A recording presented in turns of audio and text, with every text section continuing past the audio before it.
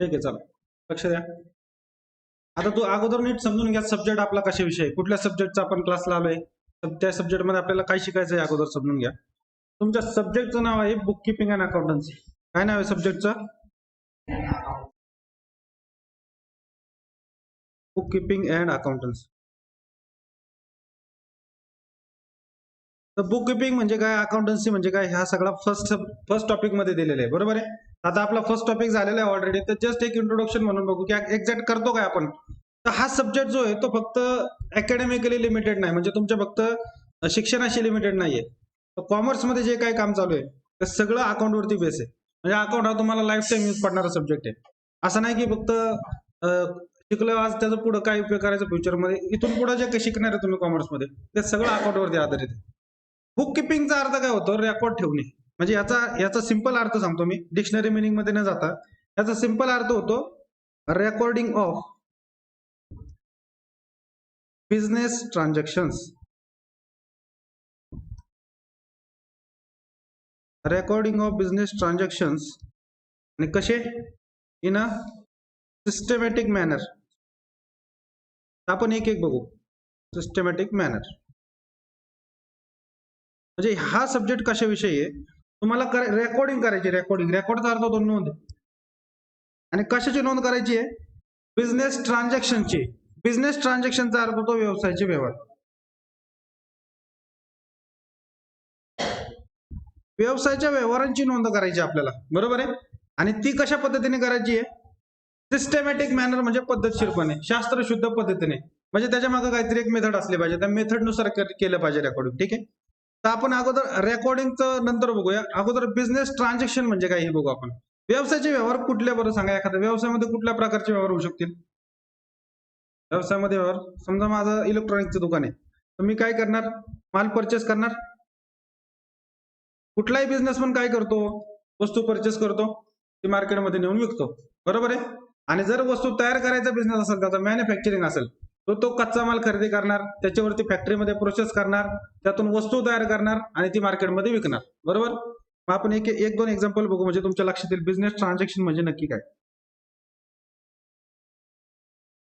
तर आपण simple example घेऊ की वस्तू खरेदी विक्रीचा व्यवसाय, म्हणजे जसं की इलेक्ट्रॉनिकचं दुकान, तो फ्रीज आणतो आणि कस्टमरला विकतो, त्यात तो स्वतः काही करत नाही, बरोबर. असं समजा की त्याचं इलेक्ट्रॉनिक शॉप आहे, तर त्याने फ्रीज खरेदी करणार, बरोबर आहे, आणि तो कस्टमरला विकणार. त्याच्यातून त्याला प्रॉफिट मिळवायचा प्रत्येक बिझनेसचा येतोय, बरोबर. मग एक्झाम्पल घेऊ आपण परचेस ऑफ गुड्स.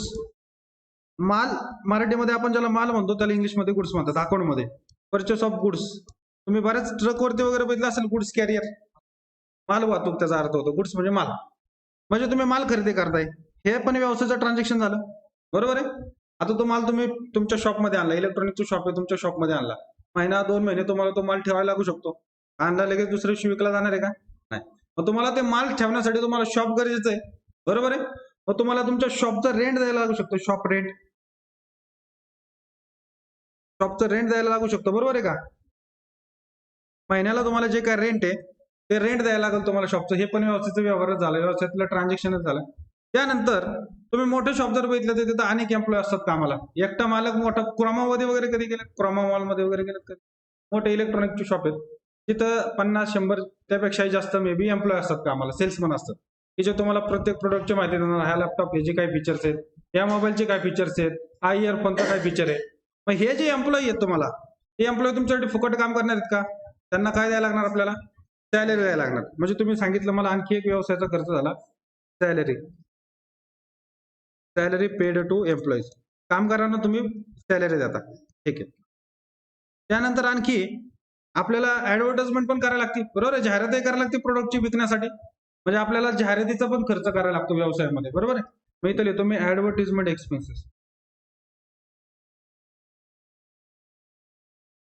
आणखी बऱ्याच प्रकारचे एक्सपेन्सेस आहेत, पण आपण जस्ट एक इंट्रोडक्शन घेतोय म्हणून डिटेलमध्ये जास्त नको जायला, पुढे आहे आपल्याला ते सगळं. ऍडव्हर्टाइजमेंटचा खर्च केला. आता कस्टमर आलाय आपल्याकडे आणि आपण त्याला माल विकणार आहे, म्हणजे फायनली सेल ऑफ गुड्स, माल विकला. माल विकल्यानंतर तुम्हाला व्यवसायामध्ये तुम्हाला प्रॉफिट झाला का लॉस झाला हे पण शोधावं लागणार आहे, बरोबर आहे. प्रॉफिट झालाय आपल्याला व्यवसायामध्ये का लॉस झाला हे पण शोधून काढायचे, बरोबर. म्हणजे बुक किपिंग हा सब्जेक्ट काय सांगतो महत्वाचं, व्यवसायाच्या व्यवहारांची नोंद ठेवायची आहे. बरोबर, ते सिस्टमॅटिक वगैरे नंतर बघू. मेन तुमचा सब्जेक्ट काय सांगतो हा, बिझनेसचे जे काय होणारे व्यवहार आहेत, संपूर्ण अकाउंट सब्जेक्ट हा बिझनेसशी रिलेटेड आहे. व्यवसायाचे जे व्यवहार आहेत ते रेकॉर्ड करायचे आहेत तुम्हाला. बरोबर, आता व्यवसायाचे व्यवहार काय काय बघितले आपण, एक्झाम्पल बघितलं, माल खरेदी केला तो व्यवसायाचा व्यवहार आहे. त्यानंतर जे शॉप वापरतोय आपण, त्याचं भाडं द्यायला लागणार, तो पण व्यवसायाचा व्यवहार झाला. त्यानंतर जे कामगार कामाला घेतलेत त्यांना सॅलरी द्यायला लागेल, रेंट पेड करायला लागेल, त्यानंतर तो माल विकणार आपण, हे सगळे झाले व्यवसायाचे व्यवहार. व्यवसाय करतो कशासाठी, तो प्रॉफिट किंवा प्रॉफिट मिळवण्यासाठी. बरोबर आहे. मग आता मला सांगा, व्यवसायाचे व्यवहार रेकॉर्ड करण्याची पद्धत तुम्हाला माहिती असलेली कुठली? आपला जो छोटा लोकल बिझनेसमॅन आहे, असं समजा की एक लोकल बिझनेसमॅन आहे छोटा, आपल्या गावातलं कुठलंही दुकान, लोकल बिझनेसमॅन, हा कसे व्यवहार रेकॉर्ड करतो? त्याच्याकडे एक लांब नोटबुक असते, वही असते, बरोबर आहे, रजिस्टर असतं, त्याच्याकडे रजिस्टर असतं. रजिस्टर मध्ये प्रत्येकाचं नाव लिहितो, एकाचं नाव सुरेशचे एक पान. सुरेशने 10 तारखेला, समजा 10 जानेवारी 2022ला 5,000चा माल नेला. त्यानंतर 15 तारखेला त्यांनी त्यातले 2,000 दिले, 3,000 उधारी राहिले, परत माल घेऊन गेला, परत पैसे आले. असे व्यवहार आपला लोकल छोटा बिझनेसमॅन रेकॉर्ड करणार. बरोबर आहे. पण जे मोठे बिझनेसमॅन आहेत, म्हणजे उदाहरणार्थ मी तुम्हाला सांगतो, जसं की आपण बघू रतन टाटा. रतन टाटांचे किती प्रकारचे बिझनेस आहेत, मी तुम्हाला 2-3 एक्झाम्पल देतो. टाटा स्टील, बरोबर आहे का, टाटांचा स्टीलचा बिझनेस आहे. त्यानंतर टाटा मोटर्स, तुम्ही ज्या 4 व्हीलर बघताय त्यातल्या मेजॉरिटी 4 व्हीलर टाटांच्या आहेत. त्यानंतर तुम्ही बघताय टाटा टी, चहा, बरोबर आहे का. त्यानंतर तुम्ही बघताय टाटाचं ते डिश पण आहे ना, टाटा स्काय, टाटा स्काय पण आहे. त्यानंतर टाटांचा हिऱ्यांचा पण व्यवसाय, टाटा तनिष्क, टाटा तनिष्क. त्यानंतर एक तुम्ही स्टारबक्स कॉफीचं नाव ऐकलं, स्टारबक्स कॉफी नाही बघितली कधी? स्टारबक्सची कोल्ड कॉफी 500-550 रुपयाला काहीतरी आहे, तो ब्रँड आहे टाटांचा आहे. म्हणजे सिम्पली मला तुम्हाला काय सांगायचंय, जो आपल्या गावातला छोटा व्यावसायिक आहे, तो त्याच्यावर रजिस्टरमध्ये लिहू शकतो की 50,000चा माल आणला, त्यातला रमेशला एवढा विकला, सुरेशला एवढा विकला, खर्च अजून काय काय केलं तो त्यात लिहू शकतो. पण रतन टाटांनी जर आता समजा एकाचं जर एक्झाम्पल घेतलं, टाटा स्टील, टाटा स्टीलचाच बिझनेस जर समजा 1,00,00,000 करोड रुपये वगैरे असेल, एक ह्यांचा बिझनेस कसा असतो, कोटी, लाख आणि त्याच्यानंतर करोड. बरोबर आहे. एवढ्या मोठ्या प्रमाणात बिझनेस फक्त एकाच युनिटचा, एकाच फॅक्टरीचा आहे, टाटा स्टीलचा, एकाच कंपनीचा आहे. मग मला सांगा, रतन टाटा जर रजिस्टर घेऊन बसले वहीमध्ये लिहायला की एका कंपनीकडून माल खरेदी केला, त्याच्यावरती प्रोसेस केली, पार्टीने विकला, रतन टाटा रजिस्टर मध्ये लिहू शकतील का हिशोब त्यांचा? एवढ्या प्रकारच्या बिझनेसचा हिशोब रजिस्टर मध्ये लिहिणं शक्य आहे का? मग जर रतन टाटा सारख्यांना, रतन टाटा पण काम कशासाठी करते, ते प्रॉफिट मिळवण्यासाठी. बरोबर आहे. मग रतन टाटांना पण गरजेचं आहे की मला प्रॉफिट झाला का लॉस झाला हे समजणं. जे आपल्या लोकल बिझनेसमॅनला जी पद्धत सूट होती, ती रतन टाटांना सूट होणार नाही. मग यांच्यासाठी कुठली मेथड, ते यांच्यासाठी अकाउंटन्सीची मेथड आहे, ज्याला आपण double entry book keeping system म्हणतो. यांनी कसं रेकॉर्ड, यांच्याकडे रेकॉर्ड कसं केलं जातं ट्रान्झॅक्शन, तर त्या मेथडचं नाव आहे double entry book keeping system. या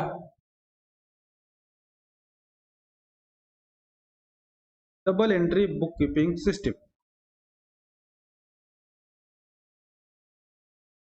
म्हणजे जे आता नॉर्मली जे मोठे व्यावसायिक आहेत ना, सगळेच मोठे म्हणजे काय, एकदम पूर्ण रतन टाटाच पाहिजे, अंबानीच पाहिजे असं नाहीये. आपल्या इथला जो मोठा कुठलाही बिझनेसमॅन आहे, छोटा मोठा, त्या प्रत्येक जण याच मेथडनुसार काम करतो. फार एकदमच लहान धरला की ज्याला काय कळत नाही अकाउंट वगैरे, तो त्याच्या पद्धतीने रजिस्टर मध्ये करतो. पण मेजॉरिटी, तुम्ही टॅली कोर्स वगैरे ऐकला असेल, टॅली कोर्स, तर टॅलीमध्ये काय शिकवतात, हे एंट्री कशा करायच्या व्यवसायाच्या तेच शिकवतात टॅलीमध्ये. मग तुम्ही कुठल्याही छोट्या मोठ्या जरी व्यवसायात गेले तरी तिथं तुम्हाला टॅलीमध्ये सगळ्या व्यवसायाचे रेकॉर्डिंग कसं करायचं, माल विकला पार्टीला त्याची एंट्री कशी करायची, माल खरेदी केला त्याची एंट्री कशी करायची, हे सगळं तुम्हाला शिकवतं अकाउंट. आतापर्यंत सांगितलेलं कळालं. अकाउंट मध्ये काय करायचं, तुम्हाला व्यवसायाच्या व्यवहारांची नोंद ठेवायची, रेकॉर्डिंग ऑफ बिझनेस ट्रान्झॅक्शन, बरोबर. आणि कशासाठी करायचं, त्याच्यातून तुम्हाला प्रॉफिट झाला का लॉस झाला हे शोधायचंय, बरोबर. मालमत्ता काय आहेत, ऍसेट्स काय, लायबिलिटी काय झाल्या तयार देणी, हे बघायचंय. ओके, इथपर्यंत आलो आपण. आता जरा थोडस शॉर्टकट मध्ये, जास्त डिटेल मध्ये जाणार, तुम्हाला समजण्यासाठी सांगतो रेकॉर्ड कसं करायचं ट्रान्झॅक्शन. तुम्हाला तर सांगितलं मी, रेकॉर्ड करायचे business transaction, how to record.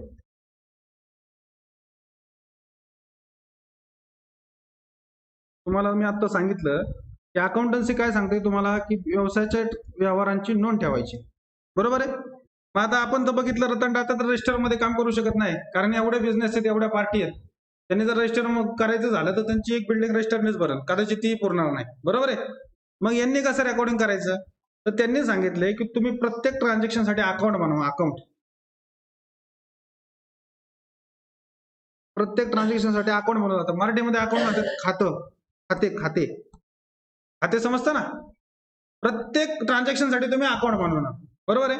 म्हणजे आता तुम्ही माल विकला, म्हणजे एक्झाम्पल जे घेतले होते आपण त्याचे एक्झाम्पल घेऊ आपण. गुड्स परचेस्ड फ्रॉम अविनाश, समजा अविनाश कडून 20,000चा माल खरेदी केला आपण. गुड्स परचेस फ्रॉम अविनाश ₹20,000, 20,000चा माल खरेदी केला. मग हे ट्रान्झॅक्शन कसं करायचं, तर ते तुम्हाला सांगते double entry book keeping system. म्हणजे प्रत्येक ट्रान्झॅक्शन मध्ये 2 अकाउंट असणार आहे, बरोबर. आपण माल खरेदी केला त्याला म्हणायचं यांनी परचेस अकाउंट. माल खरेदी केला त्याला म्हणतात परचेस अकाउंट. आणि कोणाकडून परचेस केला, अविनाश कडून. म्हणजे इथे एक अकाउंट होणार अविनाशचं अकाउंट. मी एक जस्ट एक्झाम्पल देतो, हे नंतर आपल्या डिटेलमध्ये घ्यायचंच आहे. आणखी एक एक्झाम्पल तुम्हाला सांगितलं मी, सॅलरी पेड केली समजा कामगारांना. Salary paid ₹50,000. कामगारांना पगार दिला ₹50,000, 50,000 सॅलरी दिली. मग सॅलरी दिली तर याच्यामध्ये 2 अकाउंट कसे शोधायचे. सॅलरी हे एक अकाउंट झालं, पगार, आणि पैसे दिले त्यामुळे दुसरं अकाउंट येईल कॅश अकाउंट, रोख पैशाचं अकाउंट येईल, बरोबर आहे. मग आता हे फक्त जस्ट आपण 2च एक्झाम्पल बघितले. बिझनेसमध्ये कितीतरी प्रकारचे ट्रान्झॅक्शन्स आहेत, बरोबर आहे. कितीतरी प्रकारचे व्यवहार होणार रोजच्या रोज. मग त्याचं वर्गीकरण करण्याला काहीतरी नियम पाहिजे ना. अकाउंट कुठल्या पद्धतीने करायचं, त्याचे नियम काहीतरी पाहिजे, बरोबर आहे. मग यांनी काय सांगितलं तुम्हाला, तुम्ही अकाउंटचे तीन प्रकारमध्ये डिवाइड करा अकाउंटचं, ज्याला अकाउंटचं क्लासिफिकेशन म्हणतात. म्हणजे जो पॉइंट आहे क्लासिफिकेशनचा मराठीमध्ये अर्थ काय होतो, वर्गीकरण. यांनी काय सांगितलं तुम्हाला, बिझनेसचे ट्रान्झॅक्शन हजारो प्रकारचे आहेत, बरोबर आहे. मग प्रत्येक व्यावसायिक जर आपापल्या मनाने करायला गेला तर त्याच्यामध्ये एक सारखेपणा असेल का दोघांच्या मध्ये. प्रत्येकाने जर आपापल्या मनाने केलं की मला बुक किपिंगचं रेकॉर्ड असं ठेवायचं, तर दोघांचं रेकॉर्ड सारखं होऊ शकतं का. याच्यासाठी काहीतरी रूल पाहिजे. तर यांनी सांगितलं की अकाउंट जे बनवायचे ते तुम्हाला त्याचं वर्गीकरण कसं करा, क्लासिफिकेशन ऑफ अकाउंट. त्यांनी सांगितलं तुम्हाला 3 प्रकारांमध्ये यांचं डिवाइड करा. अकाउंटचे 3 प्रकार करा. जे आपण बघत होतो नवीन आलेले ज्यांना आता जे क्वेश्चन घेत होतो आपण त्याच्यामध्ये लक्षात आलं असेल. पहिला अकाउंट त्यांनी सांगितलंय, पहिला अकाउंट बनवा पर्सनल मध्ये, पर्सनल अकाउंट. दुसरा अकाउंटचा प्रकार त्यांनी सांगितला रिअल अकाउंट. आणि तिसरा प्रकार सांगितला नॉमिनल अकाउंट. शॉर्ट फॉर्म आहे अकाउंटचा, एसी अकाउंटचा शॉर्ट फॉर्म आहे. Real accounts, personal accounts, real accounts आणि नॉमिनल अकाउंट्स. या 3 प्रकारांमध्ये त्यांनी तुम्हाला सांगितलं की अकाउंट जे काही व्यवसायामध्ये येणार आहेत या 3 मध्ये यांचं वर्गीकरण करा. कुठल्याही ट्रान्झॅक्शन असू त्याच्या पलीकडे जाणार नाही. या 3 मध्ये प्रत्येक ट्रान्झॅक्शन बसणारच बसणार, बरोबर आहे. मग आता पर्सनलचा अर्थ काय होतो, पर्सन म्हणजे काय, पर्सन व्यक्ती, बरोबर आहे. म्हणजे त्यांनी असं सांगितलं की व्यक्तींचे जे अकाउंट आहेत ते पर्सनल प्रकारच्या अकाउंट मध्ये लिहा. व्यक्तींचा अकाउंट लिहा पर्सनल प्रकारामध्ये. मग व्यक्तींमध्ये परत त्यांनी सांगितले की 3 प्रकार सांगितले ते, त्यातले आपण 2 बघू महत्वाचे जे आहेत माझ्या दृष्टीने आता सध्या. तसे 3 प्रकार आहेत पर्सनल मध्ये, आपल्याला सध्या 2च बघायचे. व्यक्तीमध्ये 2 प्रकारच्या व्यक्ती आल्या. एक आलं नॅचरल पर्सन. नॅचरल पर्सनचा अर्थ होतो नैसर्गिक व्यक्ती. नॅचरल पर्सन म्हणजे आलं नैसर्गिक व्यक्ती. नैसर्गिक व्यक्ती म्हणजे काय, सुरेखा, मनीषा, सोमनाथ, जे काय असेल ते. आता नाव मला पटपट आठवणार, नाव सांग. रमेश, सुरेश, गणेश, ज्या व्यक्ती आहेत त्या सगळ्या आल्या नैसर्गिक व्यक्तीमध्ये. म्हणजे माणसाचं जर अकाउंट असेल तर ते नॅचरल पर्सन मध्ये येणार. म्हणजे मी तुम्हाला आता एक एक्झाम्पल इथं दिलं होतं, goods purchase from Avinash. Avinash नैसर्गिक व्यक्ती आहे, बरोबर. म्हणजे 3 पैकी कुठल्या प्रकारात जाणार अविनाश, पर्सनल मध्ये जाणार. आणि पर्सनल मध्ये कुठला प्रकार, नॅचरल पर्सन मध्ये जाणार. समजतंय काय सांगतोय, बरोबर. म्हणजे ज्या नैसर्गिक व्यक्ती आहेत त्यांचं अकाउंट यांनी सांगितलं नॅचरल पर्सन मध्ये करा. मग दुसरा कुठला प्रकार आहे व्यक्तीचा, दुसरा एक प्रकार आहे artificial personal. Artificial personal account.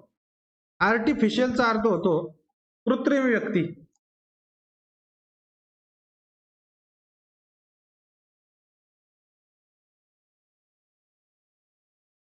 आर्टिफिशियलचा अर्थ होतो कृत्रिम व्यक्ती. मराठीमध्ये त्याला म्हणतो आपण कृत्रिम. म्हणजे नैसर्गिक व्यक्ती नाहीये, पण कायद्यानुसार त्यांना स्वतंत्र अस्तित्व आहे. म्हणजे याच्यामध्ये काय येतं, कुठल्या प्रकारच्या व्यवसाय संस्था. म्हणजे आता रतन टाटांचंच एक्झाम्पल घेतलं होतं आपण, तर त्याचंच एक्झाम्पल घेऊ. रतन टाटांच्या व्यवसायाचं नाव काय? रतन टाटा आहे. काय नाही मग Tata Motors limited, Tata steel limited, बरोबर, अशी कंपनीचे नाव आहेत. मग अकाउंटच्या दृष्टीने ह्या पण व्यक्ती आहेत. अकाउंटच्या दृष्टीने तुमचं टाटा मोटर्स ही पण व्यक्ती आहे. अकाउंटमध्ये तुम्ही टाटा मोटर्सही म्हणणार, टाटा मोटर्सला व्यक्तीच म्हणणार, पण ती नैसर्गिक व्यक्ती आहे का? म्हणजे चालू बोलू शकते, माणूस आहे का? म्हणून त्याला म्हणायचं कृत्रिम व्यक्ती. म्हणजे थोडक्यात ज्या संस्था आहेत त्यांना म्हणायचं कृत्रिम व्यक्ती, आर्टिफिशियल पर्सनल. आणखी एक्झाम्पल देतो. तुमची bank of Maharashtra, bank of Maharashtra पण व्यक्ती आहे. अकाउंटच्या दृष्टीने बँक ऑफ महाराष्ट्र ही पण व्यक्ती आहे, एक पर्सन आहे, कारण तुमचं बँकेसोबत ट्रान्झॅक्शन होतं, बरोबर आहे का? तुम्ही जर म्हणले की मी बँकेमध्ये 50,000 रुपये डिपॉझिट केले, तुम्ही एक एक्झाम्पल सांगतो तुम्हाला. बँकेत तुम्ही 50,000 रुपये डिपॉझिट केले, तुम्ही पैसे बँकेला दिले का कुठल्या तिथल्या कर्मचाऱ्याला, त्या स्वतः कर्मचाऱ्यासाठी दिले का बँकेला पैसे दिले? तुम्ही काय म्हणणार? बँकेला दिले. म्हणजे तुम्ही व्यवहार कोणासोबत करताय? बँकेसोबत. म्हणजे बँक ही पण अकाउंट मध्ये व्यक्ती आहे, पण कुठल्या प्रकारची व्यक्ती आहे? आर्टिफिशियल म्हणजेच कृत्रिम. बोलत चला, कृत्रिम व्यक्ती. म्हणजे ज्या नैसर्गिक मानव नाहीये, पण कायद्याच्या दृष्टीने त्यांना एक वेगळं व्यक्तित्व आहे, त्यांना व्हायचं आर्टिफिशियल पर्सन. म्हणजे कुठलाही व्यवसाय याच्यामध्ये येऊ दे. मग तुमचा रिलायन्स घ्या, अंबानींची कंपनी घ्या रिलायन्स. त्यानंतर तुमचे वेगवेगळे जे हॉस्पिटल्स आहेत, तुमचे वेगवेगळे स्कूल्स आहेत, शाळा आहेत, तुमचे वेगवेगळे जे ट्रस्ट आहेत, सगळे येणार आर्टिफिशियल पर्सन म्हणजे कृत्रिम व्यक्तीमध्ये. पहिला प्रकार समजला. 3 प्रकार करायचे अकाउंटचे. त्यातला पहिला प्रकार आहे पर्सनल अकाउंट. पर्सनल अकाउंट मध्ये कुणाचे अकाउंट येणार? नैसर्गिक व्यक्ती. म्हणजे पर्सनल म्हणजे व्यक्तीचे अकाउंट येणार. मग त्याच्यामध्ये 2 प्रकार. कुठले? नॅचरल आणि आर्टिफिशियल. नॅचरल म्हणजे कुठले? नैसर्गिक व्यक्ती म्हणजे ह्युमन बिईंग, माणूस. आणि आर्टिफिशियल मध्ये कुठले येणार? संस्था. कृत्रिम व्यक्ती म्हणजे संस्था, बरोबर. पहिला प्रकार हा झाला. त्यानंतर त्यांनी सांगितलं दुसरा प्रकार करा, रिअल अकाउंट. तर रिअल मध्ये कुठले अकाउंट येतात? रिअल मध्ये अकाउंट येतात related to assets, related to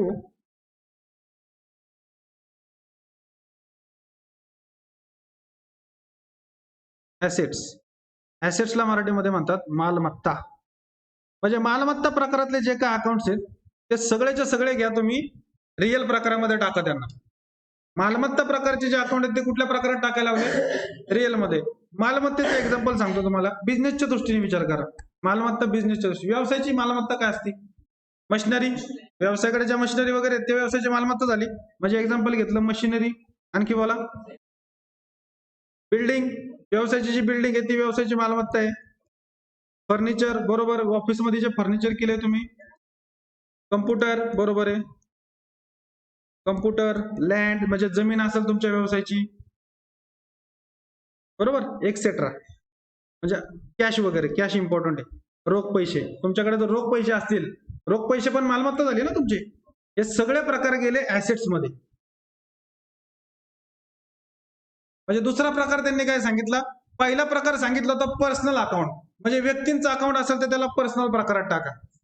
आणि दुसरा प्रकार बघितला आपण रिअल. तर रिअल मध्ये कशाचे येणार? मालमत्तेशी संबंधित अकाउंट येणार रिअल मध्ये. मालमत्ता म्हणजे काय? इन शॉर्ट तुमची प्रॉपर्टी. मालमत्तेचा अर्थ कळतो ना? प्रॉपर्टी तुमच्या व्यवसायाची जी काय आहे ती मालमत्तेचे अकाउंट येणार रिअल अकाउंट मध्ये. म्हणजे दोन गोष्टी कळाल्या आपल्या. व्यक्तीचं अकाउंट असेल तर पर्सनल मध्ये येणार, मालमत्ता असेल तर कुठल्या प्रकारात येणार? रिअल मध्ये. राहिला तिसरा प्रकार नॉमिनल. नॉमिनल मध्ये कुठले अकाउंट येणार राहिलेले?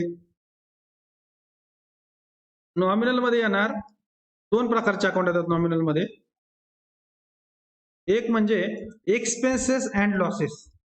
एक्सपेन्सेसचा अर्थ काय होतो? खर्च. म्हणजे आपण जे आता एक्झाम्पल घेतलं होतं ना, सॅलरी, रेंट, ऍडव्हर्टिजमेंट, माल खरेदी केला, बरोबर का? हे सगळे येणार खर्चामध्ये. म्हणजे खर्च झाला असेल तर नॉमिनल मध्ये येणार तो. एक्सपेन्सेस अँड लॉसेस, लॉसचा अर्थ काय होतो? तोटा. तोटा झाला असेल तर तो पण तुमच्या प्रकारात येणार नॉमिनल मध्ये. मग तोट्याचं एखादं एक्झाम्पल जर सांगू, तुमच्या फॅक्टरीमध्ये आग लागली आणि माल जळाला, बरोबर आहे, म्हणजे लॉस बाय फायर. किंवा तुमच्या फॅक्टरीमधून माल चोरीला गेला, गुड स्टोलन, इंग्लिशमध्ये त्याला चोरीला जाणे म्हणजे स्टोलन म्हणतात, माल चोरीला गेला, हे चोरी वगैरे त्याला स्टोलन म्हणतात. गुड स्टोलन, माल चोरीला गेला, हे काय झालं आपल्यासाठी? लॉस झाले, बरोबर आहे. म्हणजे खर्चाचे आणि तोट्याचे अकाउंट येणार नॉमिनल मध्ये. काय सांगतोय मी, कळालं? खर्च आणि तोटे. खर्च म्हणजे काय? व्यवसाय जो रेग्युलर चालवण्यासाठी लागणार खर्च, तो झाला एक्सपेन्सेस. आणि आणखी कुठले येतात त्याच्यामध्ये? Incomes and gains. Incomes and गेन्सचा मराठीमध्ये अर्थ होतो उत्पन्न आणि फायदे. उत्पन्न व फायदे. मग उत्पन्न म्हणजे काय? व्यवसायाचे उत्पन्नाचं एखादं एक्झाम्पल सांगा. नवीन तुम्ही दोघे तिघे त्यांनी सांगा बरं, व्यवसायाला उत्पन्न कसं मिळू शकतं? एखादं उदाहरण सांगा मला उत्पन्नाचं. कुठल्याही बिझनेसचं एक्झाम्पल घ्या. व्यवसायाचं उत्पन्न कशातून मिळतं? व्यवसायाला इन्कम कशातून मिळतो? इन्कमचा काय सोर्स असतो? हा, काय विकतो? प्रोडक्ट विकतो, माल विकला, गुड्स सोल्ड, बरोबर आहे का? म्हणजे याचं एक्झाम्पल सांगितलं, गुड्स सोल्ड, माल विकला, त्यालाच अकाउंट मध्ये म्हणतात सेल्स. माल विकला म्हणजे सेल्स, बरोबर, विक्री, माल विकला त्याच्यापासून मिळालेले पैसे. आणखी एक एक्झाम्पल सांगतो तुम्हाला. तुमच्या फॅक्टरीमध्ये थोडी जागा शिल्लक आहे, तुम्ही जी वापरत नाही, तर ती जागा तुम्ही भाड्याने दिली, तुम्हाला त्याचा रेंट मिळणार.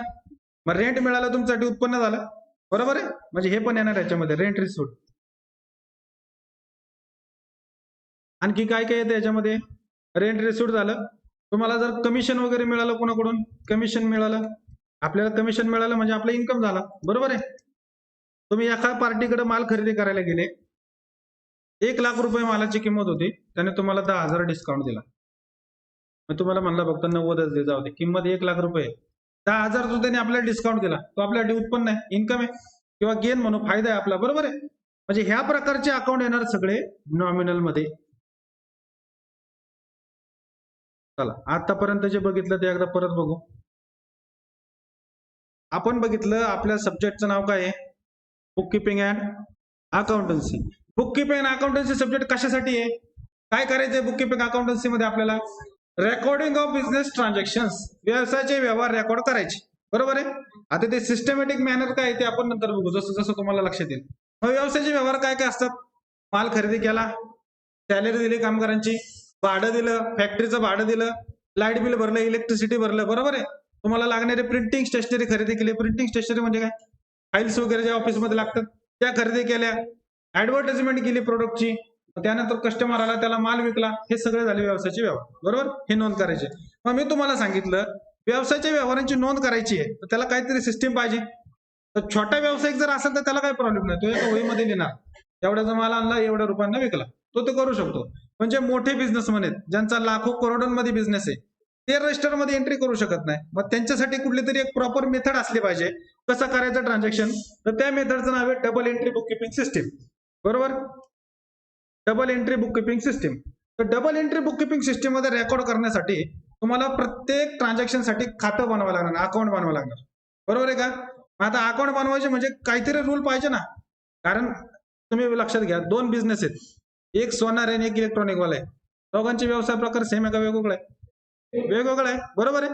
मग जर कुठली मेथडच सांगितलं नाही कसं रेकॉर्ड करायचं, तर सोनार त्याच्या पद्धतीने रेकॉर्ड करेल, इलेक्ट्रॉनिक वाला त्याच्या पद्धतीने करणार, डॉक्टर त्याच्या पद्धतीने करेल, इंजिनियर त्याच्या वेगळ्या पद्धतीने करेल, बरोबर आहे का. मग याच्यासाठी काहीतरी मेथड पाहिजे ना, एक सिस्टमॅटिक मॅनर म्हणताय तुम्ही, पद्धतशीरपणे करा, तर त्याला काहीतरी एक मेथड पाहिजे. तर त्यांनी सांगितलं की अकाउंट बनवायचेत ना तुम्हाला, तर आम्ही तुम्हाला सांगतो अकाउंटचं वर्गीकरण कसं करा. त्यांनी सांगितलं अकाउंट 3च प्रकारांमध्ये डिवाइड करा. क्लासिफिकेशन ऑफ अकाउंट सांगितलं त्यांनी, अकाउंटचं 3 प्रकारांमध्ये वर्गीकरण करा. पहिला प्रकार सांगितलं त्यांनी पर्सनल मध्ये, म्हणजे पर्सनल मध्ये कुठल्या प्रकारचे अकाउंट येणार हे नका सांगू, कशाच्या रिलेटेड कुठले अकाउंट येणार त्याच्यामध्ये? व्यक्ती, रिलेटेड टू पर्सन, याच्यामध्ये कुठले ट्रान्झॅक्शन, कुठले अकाउंट येणार? रिलेटेड टू पर्सन्स, व्यक्तींशी संबंधित, व्यक्तींशी संबंधित अकाउंट येणार पर्सनल मध्ये. मग त्याच्यामध्ये 2 प्रकार आहेत, एक नैसर्गिक व्यक्ती म्हणजे माणूस, आणि कृत्रिम व्यक्ती आर्टिफिशियल म्हणजे संस्था, म्हणजे बिझनेस असेल कुठला तो त्याच्यामध्ये आहे. समजलं. दुसरा प्रकार त्यांनी सांगितला रिअल. रिअल मध्ये कुठल्या प्रकारचे अकाउंट येणार? रिलेटेड टू ऍसेट्स, मालमत्तेशी संबंधित अकाउंट येणार रिअल मध्ये. म्हणजे मालमत्ता म्हणजे काय? व्यवसाय. आपल्याला आता लक्षात घ्यायचंय, जोपर्यंत 12वी होत नाही तोपर्यंत एक लक्षात ठेवायचं, तुम्ही बिझनेस मध्ये. कोण आहे? बिझनेस मध्ये. कारण त्यांच्याच पॉईंट ऑफ व्ह्यू करायचं सगळं आपल्याला. आपला व्यवसाय आहे, आपल्यासाठी काय मालमत्ता असू शकते? तर माझ्या फॅक्टरीत जी मशिनरी आहे, आता कॅमेरा माझी ऍसेट आहे, मालमत्ता आहे. तो प्रोजेक्टर माझी मालमत्ता आहे, लॅपटॉप माझी मालमत्ता आहे. प्रत्येक बिझनेस साठी वेगळं. फर्निचर, बेंच ही माझ्यासाठी ऍसेट झाली. तसं प्रत्येक बिझनेसचं वेगळं असणार. त्याची कंपनी मॅन्युफॅक्चरिंग, त्याची मशिनरी, त्याचं ऑफिस, हे सगळं त्याचे ऍसेट झाले. बरोबर. हे सगळे अकाउंट येणार रिअल प्रकारामध्ये. आणि तिसरा प्रकार घेतला नॉमिनल. नॉमिनल मध्ये त्याने सांगितलं खर्च. खर्च म्हणजे सॅलरी दिली, रेंट दिलं, ऍडव्हर्टाइजमेंट केली, हे झाले खर्च. आणि लॉस म्हणजे तोटे. ह्या प्रकारचे अकाउंट. आणि इन्कम्स अँड गेन्स, उत्पन्न आणि फायद्याचे अकाउंट टाका नॉमिनल मध्ये. समजलं इथपर्यंत? आता हे तर कळालं तुम्हाला की पर्सनल कुठला, रिअल कुठला, नॉमिनल कुठला. आता मी तुम्हाला काय एक्झाम्पल सांगतो. शक्यतो नवीन मुलांनी ट्राय करा, गप्प बसू नका, चुकलं तर चुकू द्या. कुठल्या प्रकारचा अकाउंट आहे सांगायचा?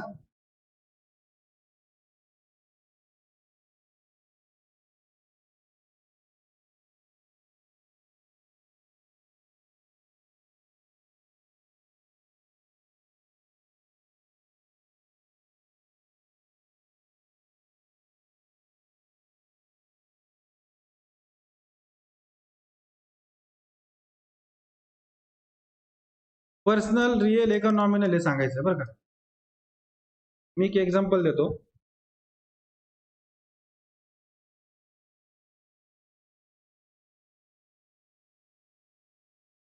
State bank of India. त्याच्या अगोदर नवीन मुलांनी लक्ष द्या, पटकन लगेच जुन्यांनी आन्सर सांगू नका. आपल्या अकाउंटचे किती प्रकारे वर्गीकरण सांगा एकदा मला. 3. पर्सनल, व्यक्ती. दुसरा रिअल.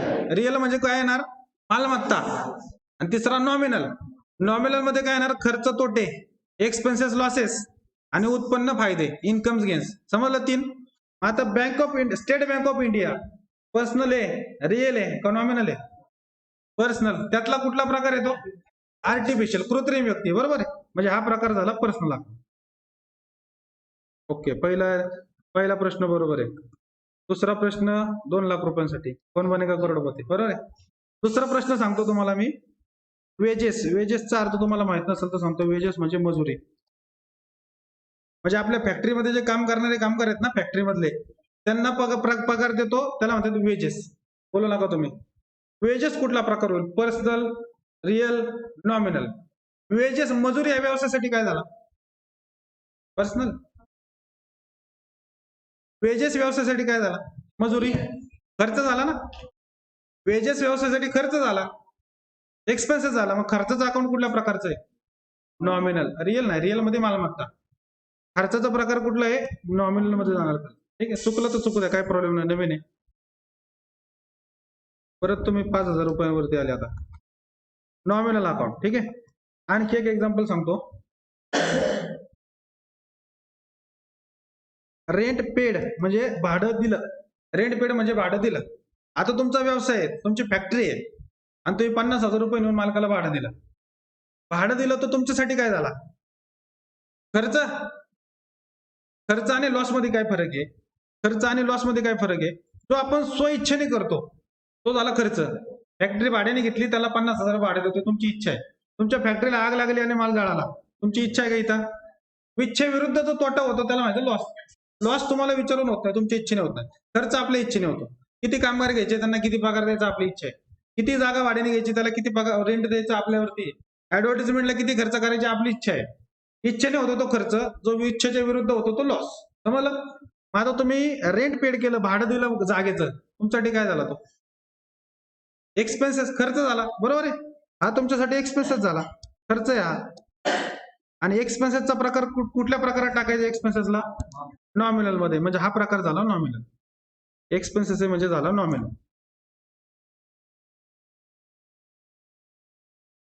आणखी एक अकाउंट सांगतो तुम्हाला.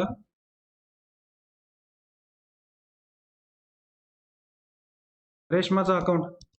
कुठला प्रकार होईल रेशमा? असं रेशमा आठवलं म्हणून सांगितलं, हसू नका. काय रेशमा कोण नाहीये? रेशमाचा कुठला प्रकार होईल? नाव आठवत नाही अशा वेळेला पटपट. पर्सनल. कारण रेशमा व्यक्ती आहे. कुठलं पर्सनल? नॅचरल पर्सन, बरोबर आहे. म्हणजे रेशमाचं अकाउंट झालं पर्सनल अकाउंट. त्यानंतर एक एक्झाम्पल सांगतो तुम्हाला, तुमच्या जरा थोडं सिंपल तुम्हाला माहिती असलेलं एक्झाम्पल सांगतो. येवले चहा. येवले चहा कुठल्या प्रकारचा अकाउंट आहे? नॉमिनल आहे का? चहा पिला खर्च होतो असं नाही. येवले चहाचं दुकान म्हणतोय मी. येवले चहाचं दुकान कुठल्या प्रकारचं अकाउंट झालं? पर्सनल. कुठला पर्सनल? आर्टिफिशियल. इथं अकाउंट मध्ये लक्षात ठेवायचं, पहिल्या टॉपिक मध्ये गेल्यात त्या कन्सेप्ट. सेपरेट एंटिटी म्हणजे व्यवसाय आणि व्यवसायाचे मालक वेगवेगळे समजायचे. अकाउंट मध्ये बेसिक रूल आहे, व्यवसाय आणि व्यवसायाचे मालक दोघं वेगवेगळे आहेत. ते येवले मालक आहे तो वेगळा. आपण बोलतो तो येवलेचं शॉप विषय बोलतोय. येवलेचं शॉप हा व्यक्ती आहे, पण कसला व्यक्ती आहे? Artificial person. हे प्रकार झाला पर्सनल. कुठला पर्सनल आहे? आर्टिफिशियल आहे. त्यानंतर एक एक्झाम्पल देतो तुम्हाला.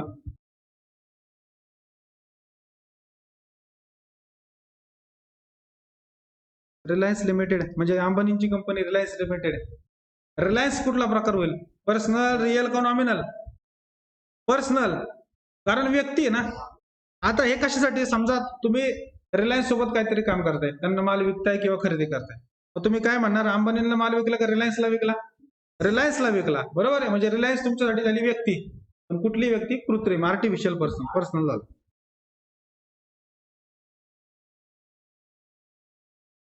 त्यानंतर एक्झाम्पल सांगतो, कमिशन रिसिव्ड.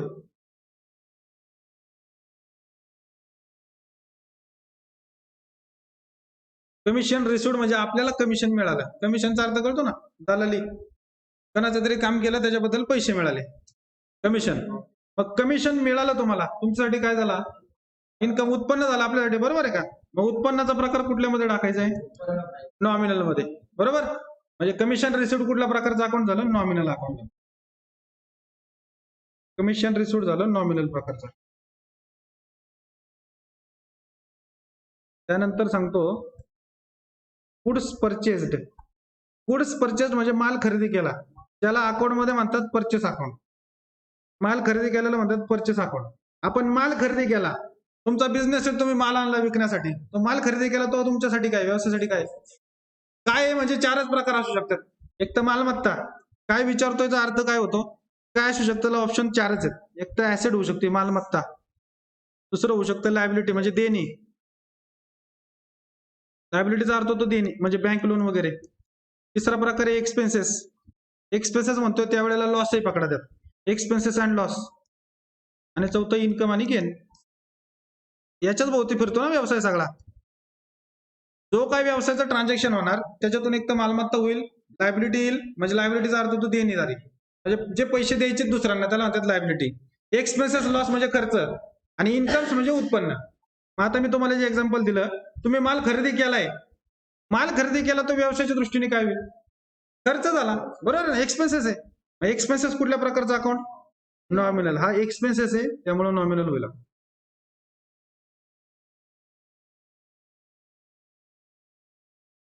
नॉमिनल.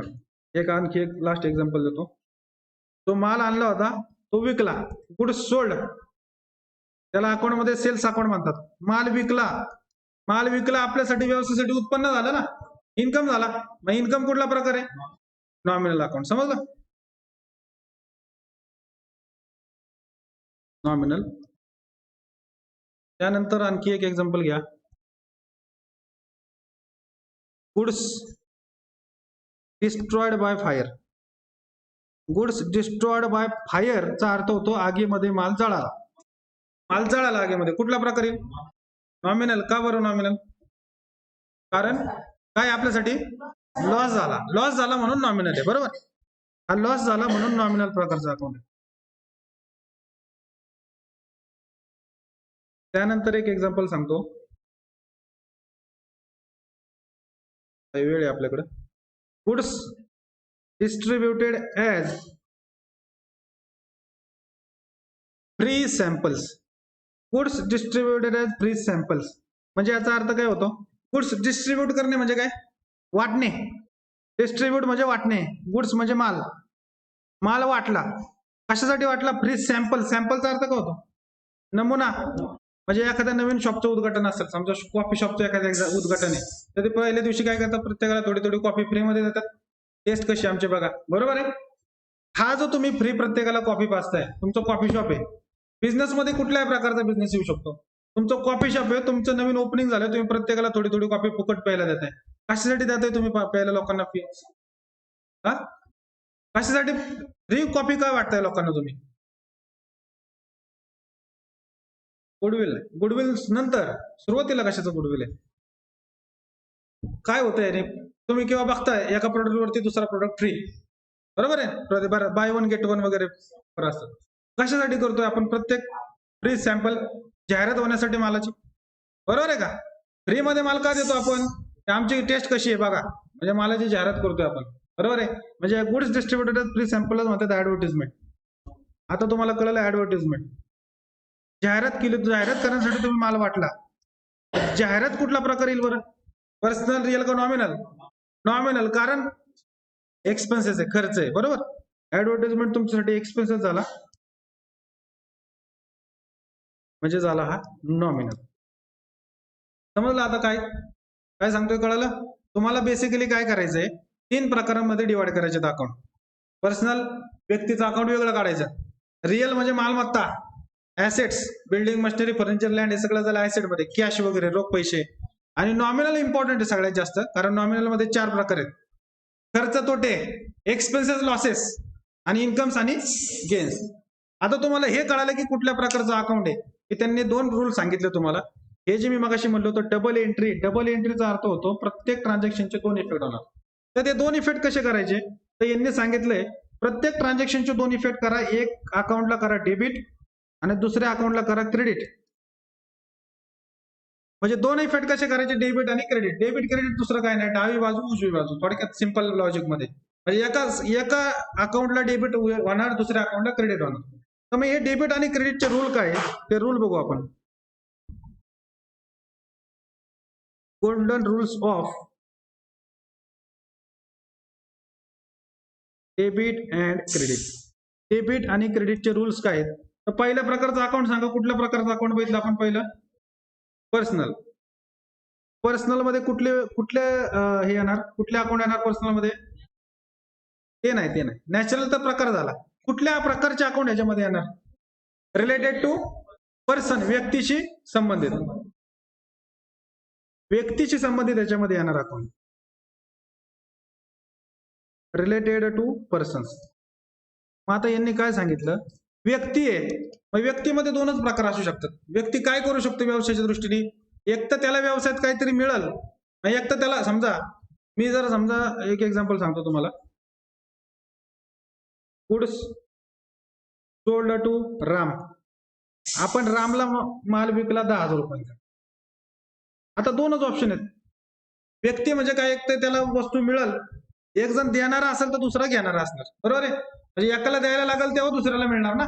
म्हणजे व्यक्तीमध्ये 2च ऑप्शन, एक तर घेणार आहे किंवा देणार आहे. एक तर त्याला मिळणार किंवा तो दुसऱ्याला देणार. ह्याला म्हणलंय रिसिव्हर अँड गिव्हर. याच्यामध्ये तुम्हाला सांगितलं त्यांनी रिसिव्हर आणि गिव्हर. रिसिव्हर म्हणजे घेणारा आणि गिव्हर म्हणजे देणारा. गिव्हर म्हणजे कोण? व्यक्तीमध्ये 2च गोष्टी होऊ शकतात. एक तर तो व्यक्ती घेणारा असेल किंवा देणारा असेल. मग यांनी काय सांगितलं? रूल काय करा?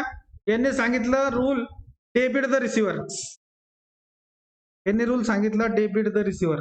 म्हणजे घेणारा असेल तर त्याला डेबिट करा, घेणाऱ्याला डेबिट द्या. हे इम्पॉर्टंट आहे, याच्यावरती सगळं अकाउंट आधारित आहे. हे रूल सगळ्यात बेसिक आहेत. हे रूल नाही कळले अकाउंट करू शकत नाही. याच्यावरती सगळं अवलंबून आहे. डेबिट द रिसिव्हर म्हणजे व्यक्तीमध्ये घेणाऱ्याला डेबिट द्यायचं. आता हे डेबिट द्यायचं म्हणजे काय ते तर पेंडिंग राहू द्या, फक्त आता एवढंच लक्षात ठेवा, डेबिट द्यायचं. घेणाऱ्याला डेबिट द्या. डेबिट म्हणजे काय मी सांगतो आपल्याला, तो नेक्स्ट टॉपिक मध्ये जर्नल मध्ये करायचे. घेणाऱ्याला डेबिट द्या. आणि एक तर घेणार आहे, मग दुसरा कोण असणार? देणारा. 2च ऑप्शन आहे, डेबिट आणि क्रेडिट. मग घेणाऱ्याला डेबिट द्या आणि देणाऱ्याला क्रेडिट द्या. Credit the giver. घेणाऱ्याला डेबिट आणि देणाऱ्याला credit. Credit the giver. Credit the giver म्हणजे देणाऱ्याला क्रेडिट करा. देणाऱ्याला क्रेडिट द्या.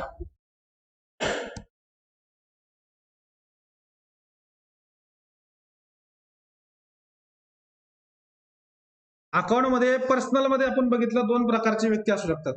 म्हणजे व्यक्ती काय करू शकतो, एक तर त्याला मिळणार किंवा तो देणार. बरोबर, म्हणजे याच्यामध्ये रिसिव्हर आणि गिव्हर म्हणणार अकाउंट मध्ये त्याला. मग रिसिव्हरचा रूल काय सांगितलं त्यांनी, डेबिट द रिसिव्हर, घेणाऱ्याला डेबिट, आणि क्रेडिट द गिव्हर म्हणजे देणाऱ्याला क्रेडिट. मी एक एक्झाम्पल सांगतो, मला सांगा.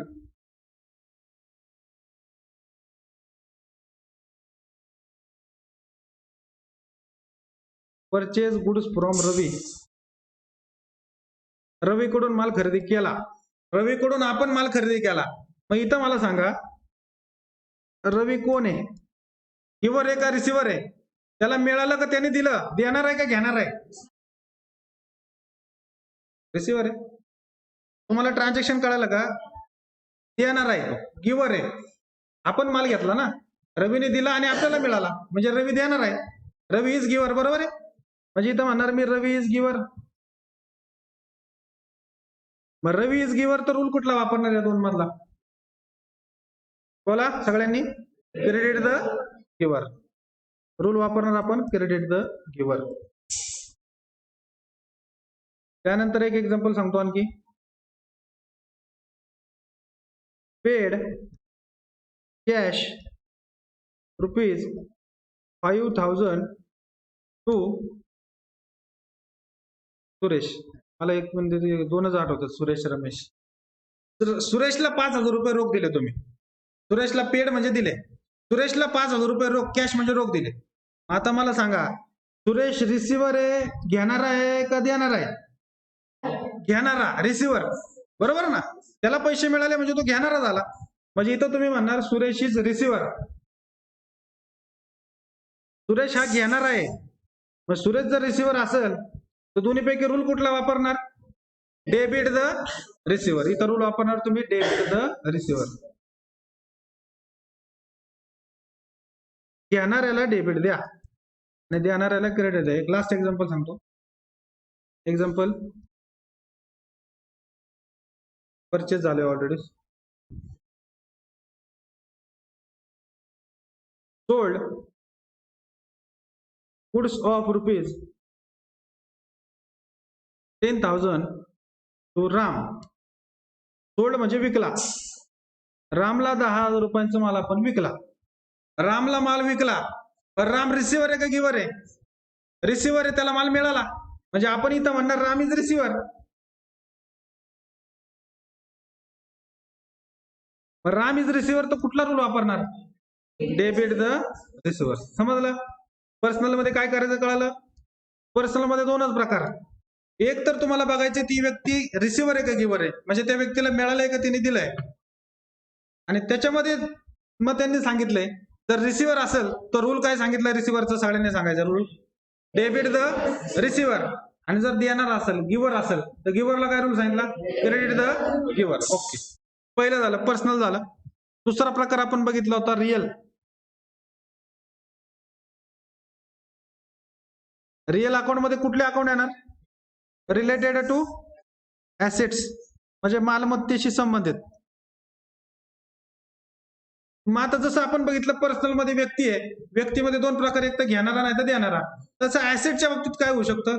एक तर ऍसेट आपल्याकडे येऊ शकते किंवा आपल्याकडून जाऊ शकते. म्हणजे उदाहरण सांगतो तुम्हाला मी. ऍसेट मध्ये मी तुम्हाला एक एक्झाम्पल सांगतो. Purchased machinery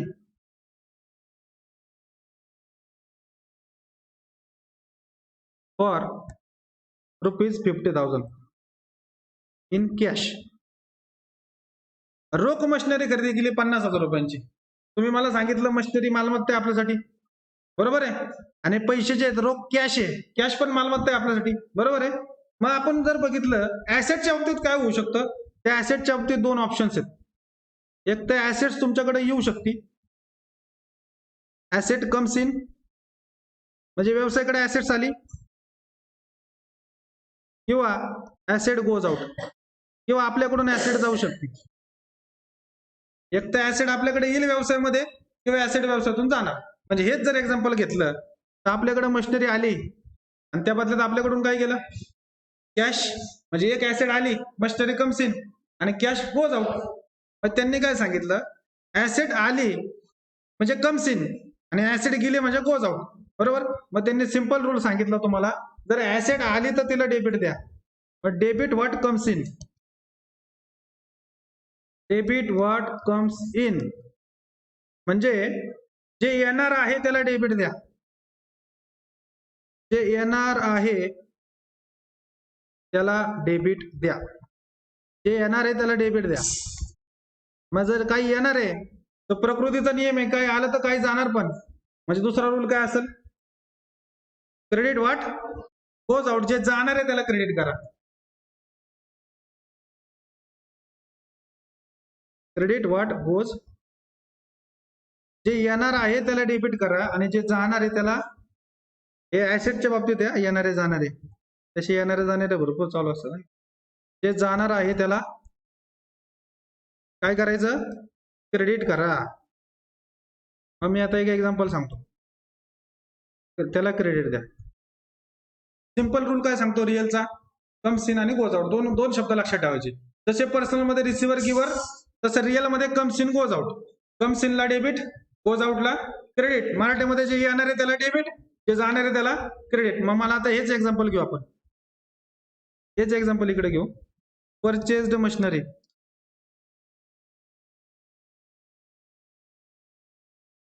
for ₹50,000 in cash. रोख मध्ये तुम्ही मशिनरी खरेदी केली. आता इथे मी तुम्हाला अकाउंट सांगतो दोन. एक तर होईल मशिनरीचा अकाउंट, बरोबर आहे ना, मशिनरी खरेदी केली म्हणजे मशिनरी अकाउंट एक होईल. आणि दुसरं आपण पैसे दिले म्हणजे कॅश अकाउंट आहे. दोन्ही ऍसेट्स म्हणजे रिअल प्रकारचे अकाउंट आहेत.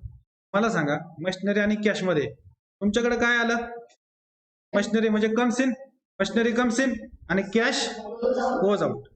म्हणजे मशिनरी कम्स इन, मशिनरी अकाउंटला आपण काय म्हणणार, मशिनरी कम्स इन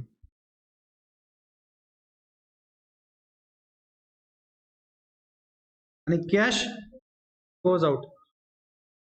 मग कम्स इनचा रूल काय सांगतो, डेबिट व्हॉट, जे येणार आहे त्याला डेबिट करा. म्हणजे इतर रूल वापरणार आपण, debit what comes in.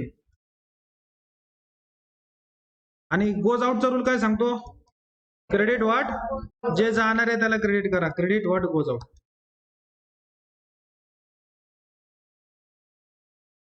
Credit what goes out. समजलं. पर्सनल मध्ये रिसिव्हर गिव्हर, रिसिव्हरला काय करायचं, रूल एकदा सांगा मला, चला प्रत्येकाने वाचा एकदा रूल. रिसिव्हरला काय करायचं, डेबिट द रिसिव्हर, घेणाऱ्याला डेबिट. आणि दुसरा रूल काय क्रेडिटचा, क्रेडिट द गिव्हर, देणाऱ्याला क्रेडिट. तसंच रिअल मध्ये दोन प्रकार आहेत, डेबिट व्हॉट कम्स इन आणि क्रेडिट व्हॉट, जे येणार आहे त्याला डेबिट, जे जाणार आहे त्याला क्रेडिट. आलो आपण पर्सनल झालं, रिअल झालं. आता कुठला प्रकार राहिले, नॉमिनल. एकदम सिंपल.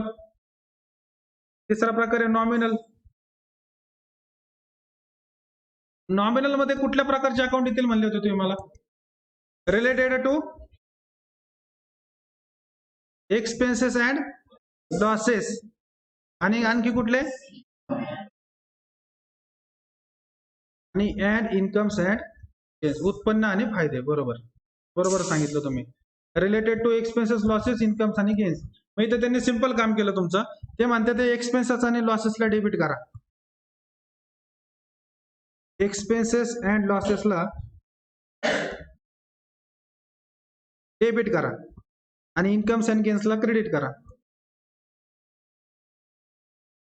इन्कम आणि गेन्सला क्रेडिट करा. तुम्ही सांगितलं नॉमिनल मध्ये कुठले अकाउंट येणार आहे, एक्सपेन्सेस, लॉसेस, इन्कम्स, गेन्स. मग त्यांनी पहिला रूल सांगितलं तुम्हाला, debit all expenses and losses. Debit all expenses and losses म्हणजे मराठीमध्ये सर्व खर्च आणि तोट्यांना डेबिट करा. सर्व खर्च व तोट्यांना डेबिट द्या. सर्व खर्च आणि तोट्यांना डेबिट द्या. आणि दुसरा रूल सांगितला, credit all incomes and gains.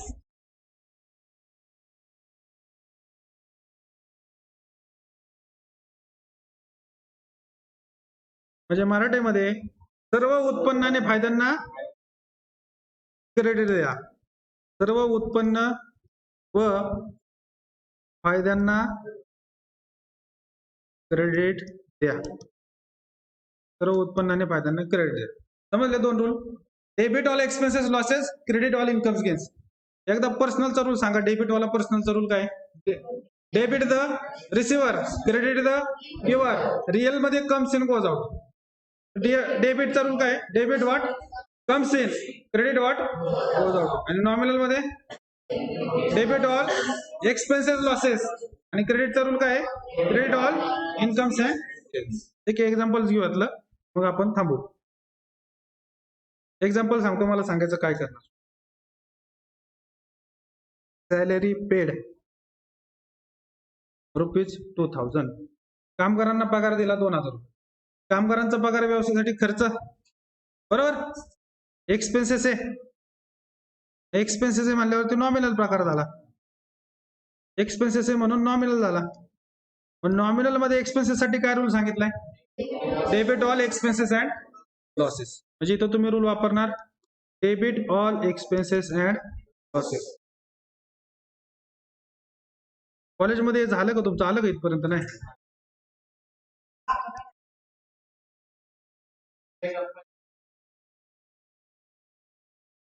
ठीक आहे, ठीक आहे. रेकॉर्डिंग चालू आहे, नंतर बोलू आपण.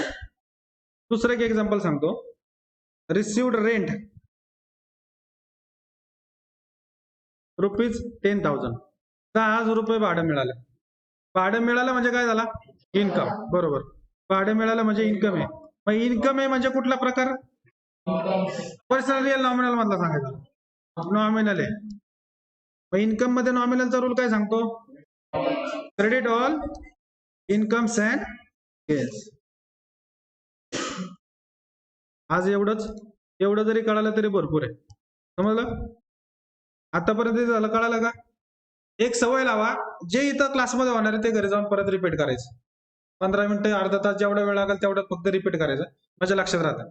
मग आतापर्यंत जे झालं त्याचं एकदा 5 मिनिटात आपण रिव्हिजन घेऊ. आपल्या सब्जेक्टचं नाव काय? Book keeping and accountancy. Shortcut मध्ये आपल्याला काय करायचं आहे विषयात? हा विषय कशाविषयी काय करायचं इथं? Recording of business transaction. व्यवसायाचे व्यवहार रेकॉर्ड करायचे. मग त्यांनी सांगितलं व्यवसायाचे व्यवहार रेकॉर्ड करायचे, तर आपल्या जुन्या पारंपरिक पद्धतीने करता येणार नाहीत, कारण आता बिझनेसची साईज वाढलेली आहे, मोठ्या प्रमाणात वाढलेत बिझनेस. त्यामुळे एक पद्धत पाहिजे. तर त्यांनी सांगितलं प्रत्येक ट्रान्झॅक्शन साठी तुम्ही अकाउंट बनवा. अकाउंट मध्ये त्यांनी तुम्हाला ऑप्शन सांगितलं 3 प्रकारांमध्ये डिवाइड करा. कुठले 3 प्रकार? Classification of accounts, personal, real, nominal. Personal मध्ये कुठले अकाउंट येणार? रिलेटेड टू पर्सन, व्यक्तीशी संबंधित. व्यक्तीमध्ये 2 प्रकार, नॅचरल, आर्टिफिशियल. नैसर्गिक व्यक्ती, कृत्रिम व्यक्ती. नैसर्गिक व्यक्ती म्हणजे माणूस आणि कृत्रिम व्यक्ती म्हणजे संस्था. पर्सनल झालं. दुसरा प्रकार रिअल. रिअल मध्ये कुठले अकाउंट येणार? रिलेटेड टू ऍसेट्स, मालमत्तेशी संबंधित, बरोबर. म्हणजे फर्निचर, मशिनरी, बिल्डिंग सगळे आले त्याच्यामध्ये. तिसरा प्रकार राहिला नॉमिनल. नॉमिनल मध्ये कुठले अकाउंट येणार? एक्सपेन्सेस अँड लॉसेस, खर्च तोटे, आणि इन्कम्स अँड उत्पन्न फायदे. हे कळालं. आता त्यांनी 2 रूल सांगितले तुम्हाला. डबल एंट्री म्हणले म्हणजे एक डेबिट आणि क्रेडिट. डेबिट आणि क्रेडिटचा रूल काय सांगितला? पर्सनलचा डेबिट वाला रूल काय? डेबिट द रिसिव्हर आणि क्रेडिट द गिव्हर. घेणाऱ्याला डेबिट द्या आणि देणाऱ्याला क्रेडिट द्या. दुसरा रिअलचा अकाउंट. रिअल मध्ये ऍसेट्स आहेत. ऍसेट मध्ये 2च ऑप्शन्स आहेत. एक तर ऍसेट येईल आपल्याकडे, नाही तर आपल्याकडून जाणार, म्हणजे कम्स इन किंवा गोज आउट. कम्स इनला काय करायचं? डेबिट. म्हणजे डेबिट व्हॉट कम्स इन, जे येणार आहे त्याला डेबिट, आणि क्रेडिट व्हॉट गोज आउट, जे जाणार आहे त्याला क्रेडिट. आणि तिसरा प्रकार नॉमिनल. तुम्ही सांगितलं मला नॉमिनल मध्ये एक्सपेन्सेस लॉस, खर्च तोट्यांना डेबिट, आणि इन्कम गेन्सला credit. Debit all expenses losses, credit all incomes आहे. समजलं? हा अकाउंटचा आत्मा आहे. समजलं का? ठीक आहे, चला कॉपी करा. आता कसं कॉपी करायचं सांगतो, 1 मिनिट थांबा.